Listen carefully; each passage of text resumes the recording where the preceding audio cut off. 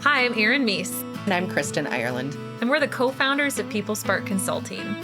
Welcome to our podcast, The People Spark, helping ag leaders step out of the weeds with clarity and confidence. We'll leave a little spark. We'll leave a little spark. Oh, we get so excited about our topics. And I'm going to say that every time. And I mean it every time. So our last episode is I bring us through kind of our thought process. We've talked about where you want to go in the business. We've talked about culture. We've talked about structure and job descriptions.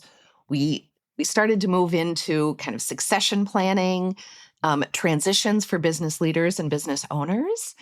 And then as we started to think about kind of that group that's transitioning potentially to different roles or transitioning out, depending on the needs there's also a group that's taking on the next. Mm-hmm. Or those individuals who are in key leadership roles that want to be able to do this for their teams and themselves, and yet are reliant on others. There are other stakeholders, is the way I'm going to put that. So some of the things that we started talking about in relation to that were individuals that may be in GM or CEO roles that are reporting to boards, Right. or some business leaders that are in VP or senior leadership roles who are looking for some of that direction from their CEOs or their general managers so they can take this information and translate it to their team. Right. And, as I think about that, one of the definitions that we share a lot is the definition of a manager. Mm-hmm. We tend to say manager / people leader. It applies to all levels. But the goal or the definition of that role of a manager or people leader is taking the vision, the goals, the strategies of the business and translating it to their teams. Right. And if you are in a role where you have a board who's establishing kind of the vision or the strategy, or you're in a senior leadership role that you may be a part of that and not necessarily a final decision maker or part of a full group, it's important to get that information so you can translate that for yourself and your teams. Mm-hmm. So there's that. How are you managing other stakeholders as you go through this process when you are not the one who is making the actual decisions? And we've had clients in different kind of spectrums. How would you, as you think about the clients that we've worked with, how have we seen that play out? Mm-hmm. Well, I think part of it is for people in those roles to be successful, a very large part of it is making sure that they have clarity in the Mm-hmm. strategy and in the process of what that success needs to look like, and that clear direction from their board.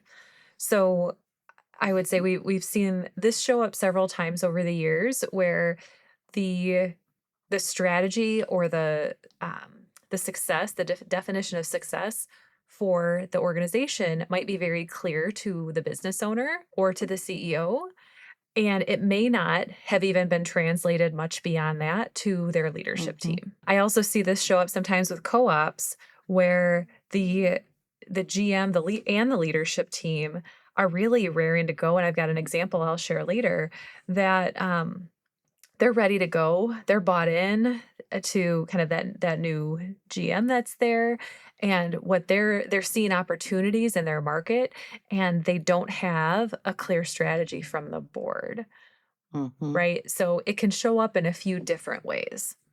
Mm-hmm. How else have you seen it show up, Kristen?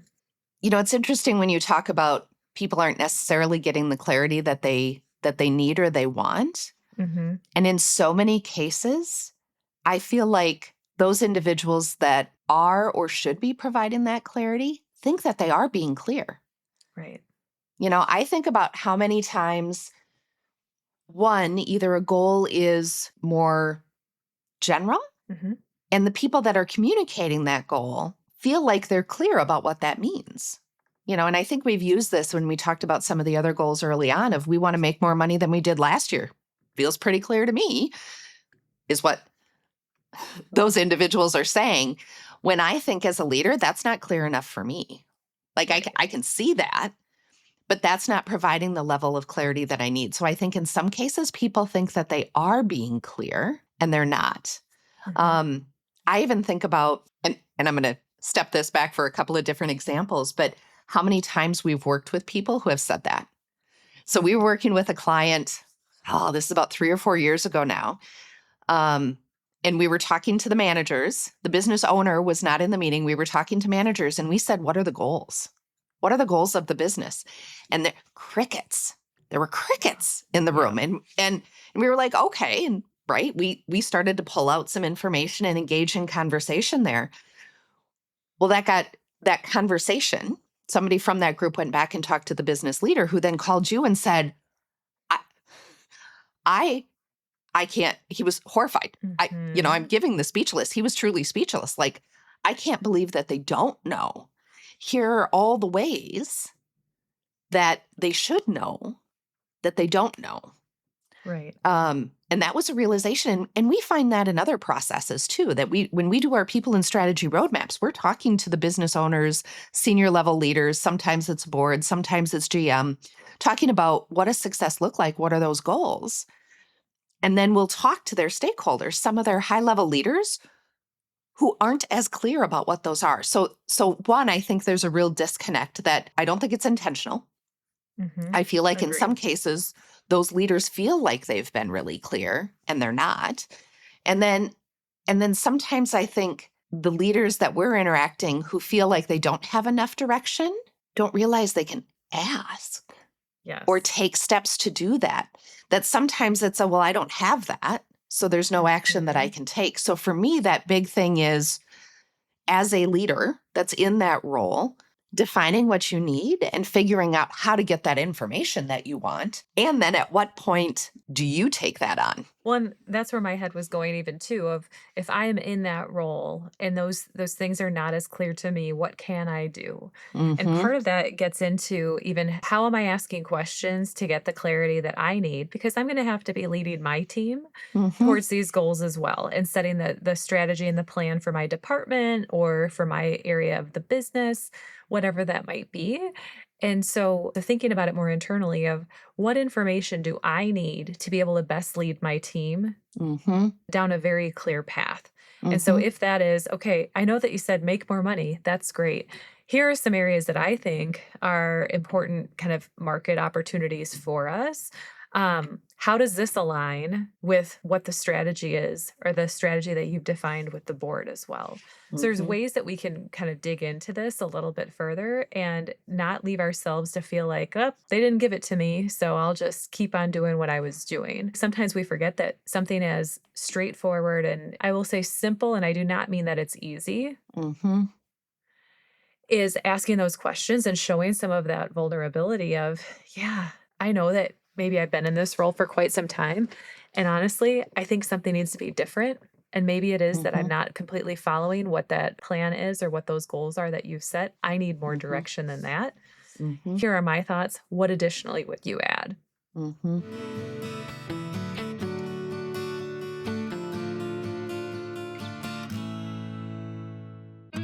Did you know that contrary to what we might think, 96% of employees want feedback, whether it's constructive or recognition? Yet another survey found that only 5% of managers provide critical feedback to employees, even though it's important for their development. What's behind this? Nearly half of managers, 44%, find giving feedback stressful. Nearly a quarter, 21%, avoid giving it altogether. They feel it's uncomfortable, they don't want to demotivate employees, and just aren't sure how to do it. And the repercussions of not giving feedback end up impacting you and your business through lower productivity and profitability, decreased employee engagement, and increased employee turnover. I'm Erin Meese with People Spark Consulting. For the last several years, we've built our business around supporting ag supervisors and managers develop their coaching and feedback skills. Why? Because leaders coaching their teams create more engaged teams. And these more engaged teams create the workplaces that bring more employees into the ag industry. Our leadership transformation program was designed to be straightforward and practical, providing content in digestible chunks, supporting participants through personalized feedback, and providing participants an environment to learn with other ag leaders across the industry. You might only have a couple of managers or supervisors, or you might have an entire team of them. PeopleSpark works with you to find the best solution, whether it's joining an open cohort with other ag leaders or having a customized experience that works across your locations. In order to provide the most customized experience for each of our participants, these cohorts have very limited number of seats available each month. If you're interested in more information around what might work best for you and your team, just click on the link in the show notes below or directly go to developagleaders.com. We have been on a theme of asking questions. Like that has 100%. been, in the last probably year and a half, one of the areas that we've spent a ton of time on is how are you asking questions and what questions are you asking? So one, you'll notice, here's my tip that you will see us do throughout, is making sure that we're asking open-ended questions, not closed questions. So Right. closed questions are questions that could be answered with a yes or a no. Again, I have 15-year-old twin girls. Erin has 3 kids. We are very familiar with when you ask a closed question because of the response you get from your teens. Yes, Yep. no, fine, right? Open-ended questions will elicit a bigger response than yes or no. So, and we like to default to asking questions, starting with the word what. So that's the theme you're going to hear as we go through. And sometimes it's even asking the questions that they might not have the answer to yet either. One of the biggest questions that we tend to ask when we talk to business leaders is, what does success look like? We just said that in the last episode. Not only what does success look like for the business, but what does success looks like for you? But asking leaders and board, what does success look like? What needs to happen by the end of the year for you to feel like this has been a successful year? What does that look like? And then you'll notice I'm starting to ask more still open-ended questions. I'm starting to get more specific. What financial outcomes do we need to have? What behaviors do we need to see from our employees? What do we want our customers to experience or say about us? And what I find is usually about the second or third question you ask, because what does success look like? Make more money than we did last year. What does that look like? What does more money look like? That is that there, I asked a closed question.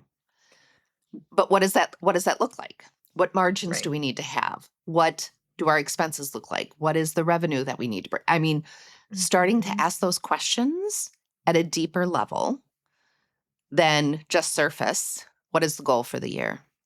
Absolutely. Well, and I think one example I want to share here that I think could be helpful for others too is that a lot of times our teams, our leadership teams, especially if you're in an organization that has a board that you're reporting to, Mm-hmm. needs some of that direction from the board in order to pursue market opportunities that are out there. And I had an organization that I worked with that had a newer GM in place, Mm-hmm. and I did some work in helping that GM kind of in their transition to that role. And in some of the work that we did, so it involved me working with their leadership team. Some of the concerns that the board had, I thought was interesting, was okay, how's the leadership team feeling about this person coming into this GM role? And what was really, really interesting to uncover is that leadership team felt very strongly about the support that they were getting from that GM and liked the direction that they were going in. They saw some different opportunities to expand their market. They saw opportunities to expand some of their locations, and they were excited about that. They were ready to move forward. What they actually brought up as a whole was our concern is not about our leader. Our concern is about having a clarity and direction from our board so that we can pursue some of these things. And it's not right because we know that we can't really chase down some of these opportunities and take action on them if they're in conflict with the direction that the board wants to go. And so, what I appreciated about just the maturity that the leadership team had in a sense was they were asking for this information. They wanted to be a Mm-hmm. part of it and they want to win. They wanted to win. And so to be able to go back and share some of that information also gave direction for the board of what that leadership team needed to do in order to take action. So Mhm, sometimes it involves having to ask those questions and mhm. to uncover it a little bit.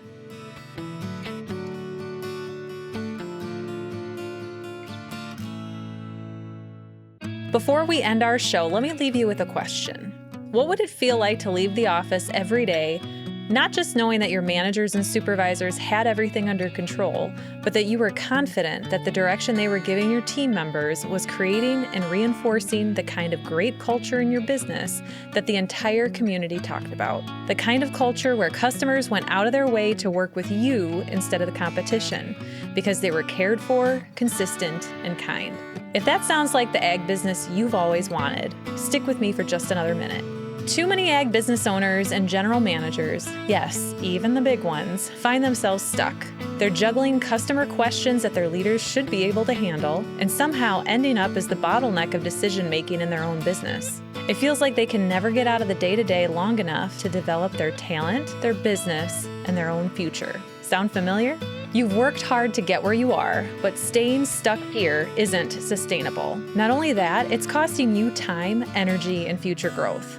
The good news? You don't have to figure this out all alone. That's why we offer you the opportunity to schedule a free culture development session. This no obligation, no pressure call is your chance to explore whether our programs are the right fit for you. Our programs have helped ag businesses across the U.S. like you to build great work teams and cultures, retain great employees, and develop plans for your business's success, all while freeing up more time for you. When you schedule your free culture development session, here's what you'll get: a personalized conversation with an expert advisor who's seen firsthand what it takes to break through barriers and achieve the culture and outcomes you're seeking. The opportunity to see how our programs can help you define your business and people strategies, and actionable insights tailored to your goals so you can start moving towards the business you've always envisioned. If you're ready to stop spinning your wheels and start building the ag business you deserve, here's what to do next. Visit this link in the show notes and book your free culture development session today. Don't wait, the next big breakthrough might be just one conversation away. Thanks for listening to today's episode. How will somebody know when they have to ask those questions? Because in the example that I gave previously about the business owner who thought they had been crystal clear on what those directions are, I'm not sure that some of those leaders realized or thought that they needed more information than what they had. Mhm. And I think some of that is they either hadn't gotten that before, didn't realize they needed it. What would spark a leader to start asking those questions? That if you're Mhm. not aware of it, what is the spark? I didn't even mean to do that. What would they need to consider to spark that Right. they need to ask those questions? So I think this actually goes into what my one thing would be for Mm, this particular episode too, is for a leader. So whether you are the leader or you are the member of the leadership team, that in your updates with your GM or CEO, and if you're not having those, that would be your first one thing, right? To make sure you're having that. 1A, now it's Right. 1B. And in those updates is that at least on a quarterly basis, if not on a monthly basis, that you're not just talking about your results for the metrics. It's that here's what our team has accomplished, right? Here's what I'm seeing as success. How does this align with how you Mm, envision success for this team or for mm, our entire organization? So, putting into the discussion those questions about here's how I'm seeing it, how do you see it? Here's how I'm seeing this goal and how we're pursuing it and taking action on it. How are you seeing it? So it's continuing to just check for alignment and making it a part. It's just a normal part of how we're operating so that we don't end up so far down a path only to find out that we're 20 miles wide on a given initiative or on a given goal. What would you add, Kristen? I think one of the other ways is what questions are you being asked by others? Right. where you may either defer. So if somebody is asking you a question, you're deferring to, well, the board makes that decision, or the GM makes that decision, Mm, or the owner makes that decision, that may be an indicator that isn't as clear to you. right. Because even if you're not responsible for that, as a leader, you should be able to answer that. So what are the areas that you're getting asked questions on that you don't necessarily have the answer to? Maybe an indication that Great it's point. time to ask for more of those questions or more clarity. And I'm trying to think about how this ties back to kind of that level of specificity. So we were just Mhm. working with a business leader who, for their department that they were responsible for, the bigger picture was profitability and margin, which is what we hear a lot. And it was us asking the questions to get to that next level of, what does that mean? What does that look like? What is the specific metric that would drive some of that? What behaviors do you want to see? And a lot of the businesses that we work with are in retail. So whether that's, convenience stores or whether that's pet stores, hardware stores, you name it, they talk a lot about the fact that they're worried about margin and profitability, and yet not necessarily to the level of, what does that really look like? Where are you getting Mhm. the most success? So we were talking to one leader who was talking about profitability of their convenience store. And I said, well, where do you have the largest margin? Where do you have the opportunity to make the most money? And he said, well, it's in the food that we make. It's not in the Mhm. packaged food. It's not in the pop and the candy and the snacks that everybody's coming in for. It's that. So getting to that, and then it opened up okay, now there are things that we can do about that. Now it provides more detail. That again, it's taking it to that next level question of, Right. yes, and what does that look like? Where do we have the biggest impact? And if we can't answer those questions, to me, that's another point of, we either need to ask and find that out, or reflecting back on what you did before. Here are our thoughts. How does this Right. align with where you see the business going? Awesome. Well, I I hope feel like we that could we've talk about this forever because you see it pop up in so many ways. And so many business leaders who feel like they may not have, either feel like they don't have enough direction or feel like they have enough without realizing that if they asked for more, it would make their jobs easier and their team's jobs Mhm. easier. Absolutely. So we're going to hear a lot of questions being asked, I'm sure. We'd love to hear your comments too around what Mm-hmm. questions you have found have been most helpful to be able to get that clarity. Mm-hmm. So feel free to share those. And as always, please like and subscribe this podcast. We would love to continue hearing from you around what topics you want us to dig into or speak more on in an upcoming episode. And with that, thank you for the time today. We'll see you on the next episode.